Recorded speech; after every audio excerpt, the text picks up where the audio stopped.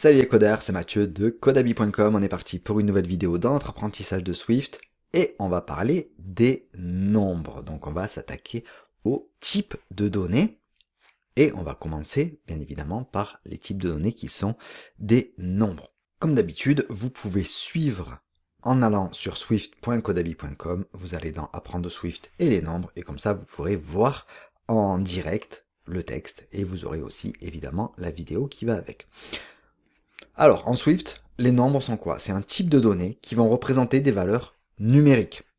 On va pouvoir ainsi stocker des valeurs comme par exemple l'âge, une distance, un montant, etc. Ça peut être aussi une durée. Ça peut être pas mal de choses. Il existe plusieurs types de données en Swift.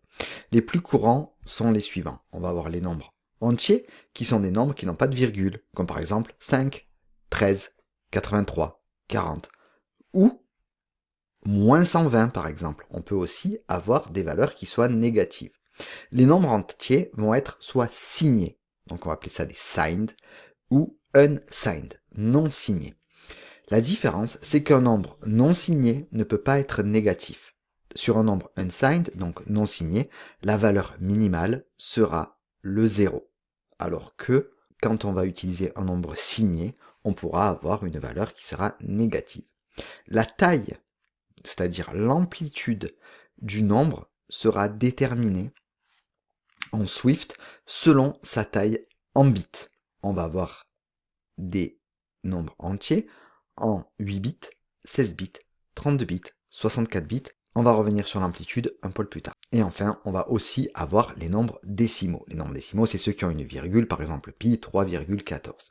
Petite précision, lorsqu'on va utiliser les nombres flottants, donc les nombres à virgule, on ne va pas utiliser une virgule, mais vu qu'on est sur une notation qui sera anglophone, on va utiliser un point. C'est-à-dire que si vous voulez 3,15, vous mettrez 3.15 et pas 3,15, mais on va y revenir dans le code.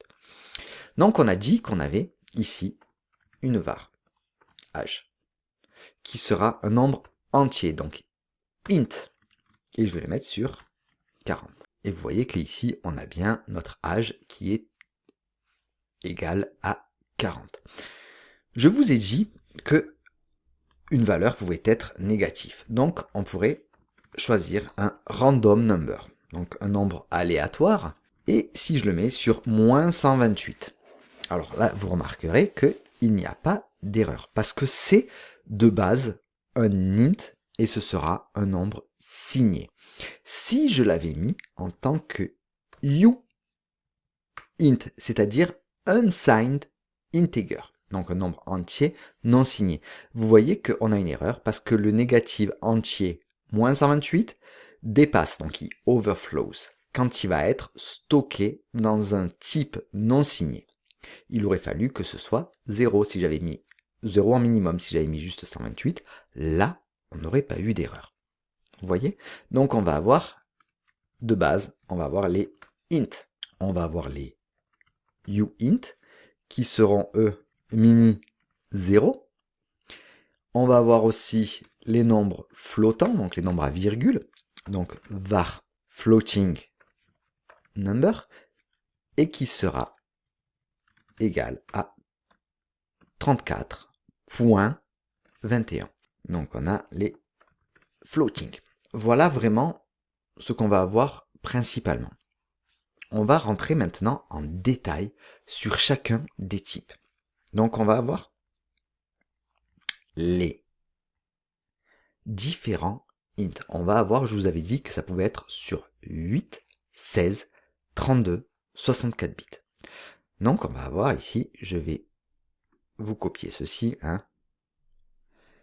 et le coller, je vais le mettre au sein de commentaires, et les tailles des entiers signés en bits. On va voir si on utilise un int 8 de moins 128 jusqu'à 127, amplitude de 256. Les int 16, amplitude de beaucoup plus, vous voyez qu'on va de moins 32 768 à 32 767, etc. Et on va augmenter à chaque fois. On peut voir aussi, si on veut bien calculer ceci, voir les uint, donc les non signés.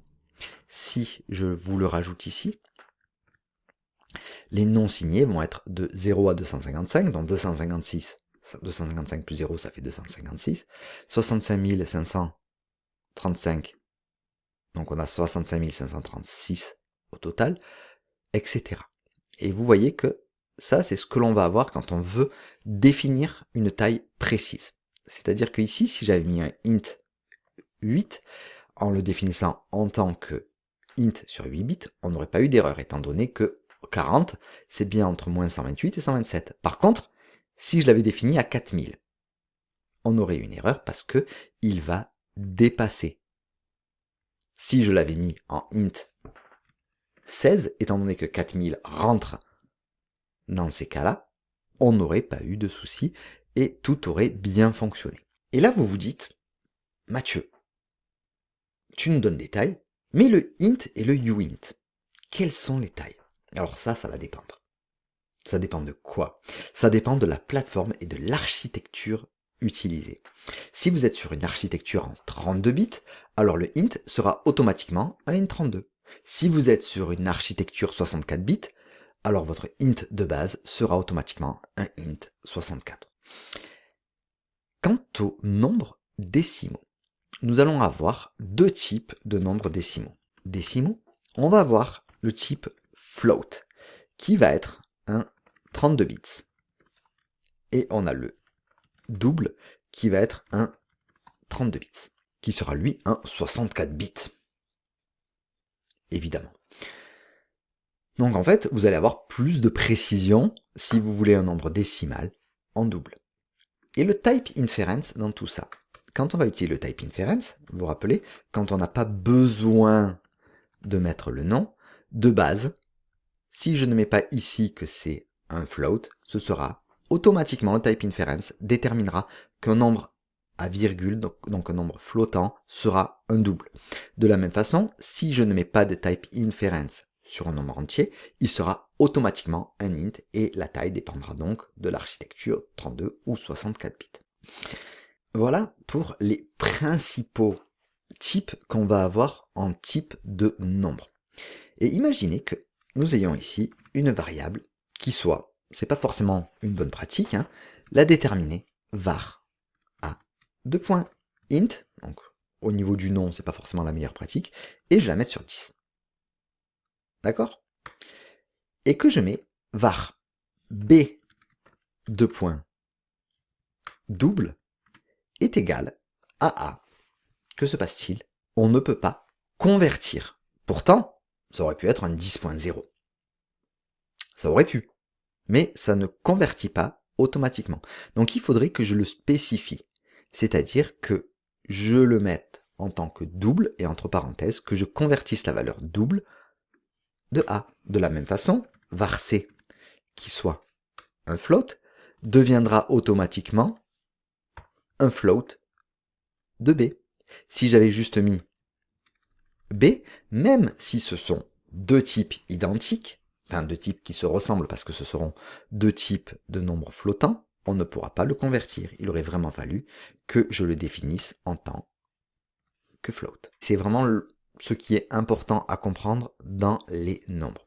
Tout ce qui est opération, les additions, les soustractions, les multiplications, on verra ça dans un autre chapitre. Un chapitre dédié qui vont être les opérateurs. C'est-à-dire que ici, si j'avais voulu avoir var d et qui est égal à a plus b, est-ce que ça aurait fonctionné? Non, il aurait fallu que ici, j'ai un int de b. Et là, j'aurais pu faire une opération, c'est-à-dire que 10 plus 10, ça aurait été égal à 20. Ok. Voilà comment on va pouvoir faire des opérations, mais ça, comme je vous ai dit, on y reviendra quand on fera les opérateurs arithmétiques, donc les opérateurs pour les opérations. Voilà tout ce qu'il faut savoir pour les nombres entiers, les nombres décimaux, comment ils vont fonctionner. On s'arrête là pour cette vidéo. Dans la prochaine vidéo, on va passer aux strings.